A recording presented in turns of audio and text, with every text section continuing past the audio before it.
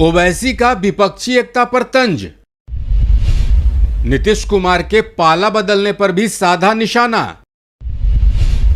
क्यों उठाई कमजोर प्रधानमंत्री की मांग।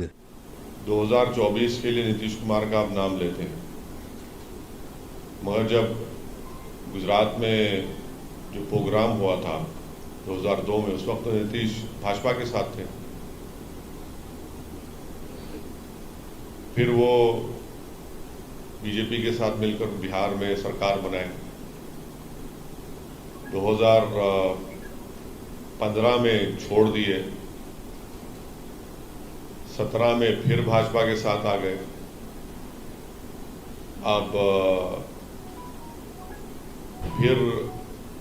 अब छोड़ दिए हैं, फिर किसी के और के साथ चले गए हैं।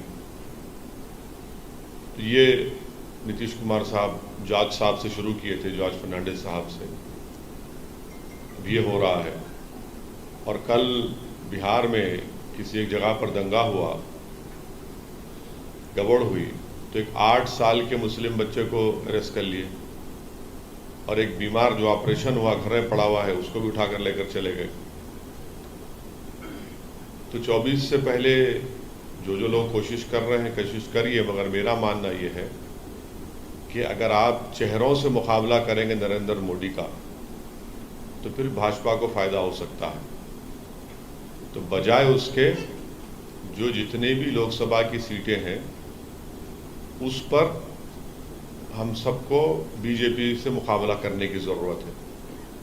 जो बीजेपी आज देश के प्रधानमंत्री, अगर उनसे आप रोज़गार के बारे में पूछेंगे, महंगाई के बारे में पूछेंगे कि क्यों चीन अभी भी डेप्सांग और डेप्चांग में अपनी फ़ौज को लेकर भारत की ज़मीन पर बैठा हुआ है, तो प्रधानमंत्री जवाब देते हैं कि नेहरू, मुग़ल।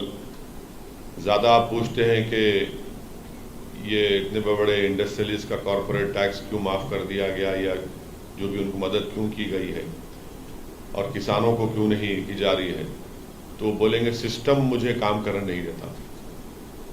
300 MP उनके पास है। पंडित नेहरू के बाद अगर कोई पावरफुल प्राइम मिनिस्टर है सेकंड मर्तबा, तो वो है, मगर उसके बावजूद भी वो सिस्टम की बात करते हैं। तो इसीलिए मेरा मानना ये है कि अब इस देश को एक कमज़ोर प्रधानमंत्री की ज़रूरत है। ताकतवर तो देख लिए, अब कमज़ोर चाहिए, ताकि वो कमज़ोरों की मदद कर सके। ताकतवर की मदद कर रहा है, वो बेचारा कमज़ोर तो कुछ देख रहा ही नहीं है। तो मेरी ख्वाहिश ये है कि खिचड़ी सरकार बने, क्योंकि गुजरात की खिचड़ी, हैदराबाद की खिचड़ी मुख्तलिफ होती है, यूपी की खिचड़ी मुख्तलिफ होती है। और जैसा कि आपको याद होगा कि एक शिमला की एक हमारी महिला ने कहा था कि प्रधानमंत्री नरेंद्र मोदी ने किसी ज़माने में उनको खिचड़ी बनाना सिखाया था, तो वो भी खिचड़ी अलग है। तो इस देश को इस तरह की खिचड़ी सरकार की ज़रूरत है।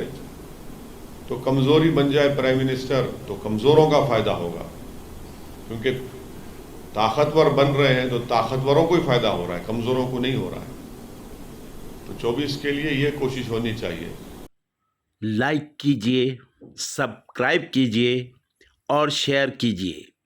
बेल आइकॉन बटन दबाना ना भूलें और देखते रहिए आपका अपना चैनल फोकस हिंदुस्तान। और अपने कमेंट्स ज़रूर भेजें, ताकि हम फिर से हाजिर होंगे एक नई खबर के साथ। पिथौरागढ़ नेपाल बॉर्डर पर बरसी आफत। आसमानी आफत की चपेट में आए ग्रामीण, 2 की मौत, 11 लापता। आपकी स्क्रीन पर जो व्याकुल कर देने वाला नज़ारा आपको दिख रहा है, वो दरअसल कुदरत का कहर है, जो जब बरसा तो ऐसे बरसा कि पूरे एक गांव और पास की बाजार को अपनी चपेट में ले बैठा। लोगों को अपने घरों से हाथ धोना पड़ा, तो किसी को अपनी जान से। वैसे तो उत्तराखंड में पहाड़ों के बीच बसा हुआ एक शहर है पिथौरागढ़।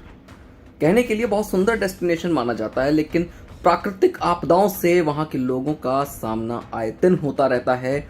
वहां इस प्रकार की विपदाएं आए दिन आती रहती हैं।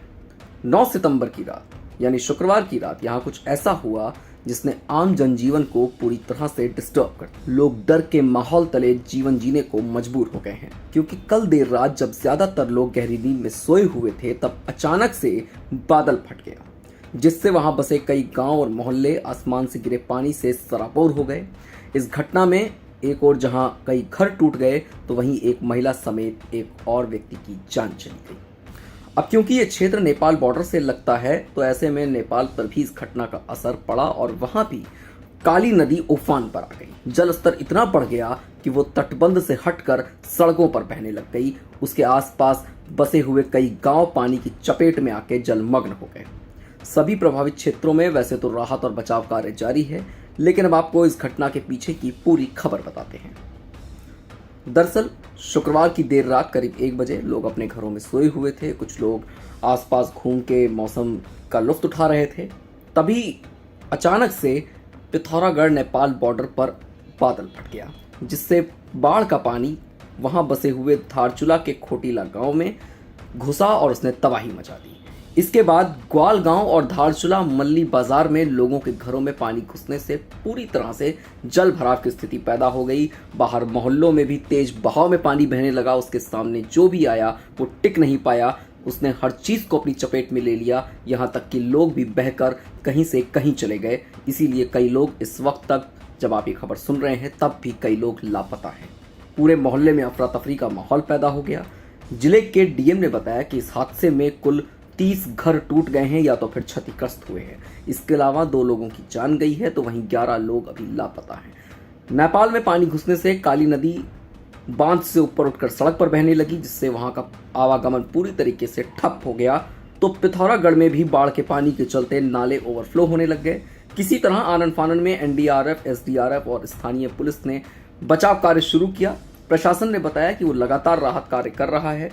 पानी में फंसे लोगों को निकालकर सुरक्षित स्थानों पर पहुंचाया जा रहा है। इसके अलावा राजस्व पुलिस को भी मौके पर बुलाया गया है। जिन लोगों का नुकसान हुआ है उसका ब्यौरा तैयार किया जा रहा है।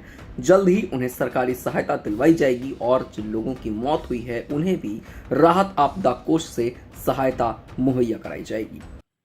लाइक कीजिए, सब्सक्राइब कीजिए और शेयर कीजिए। बेल आइकॉन बटन दबाना ना भूलें और देखते रहिए आपका अपना चैनल फोकस हिंदुस्तान। और अपने कमेंट्स ज़रूर भेजें ताकि हम फिर से हाजिर होंगे एक नई खबर के साथ।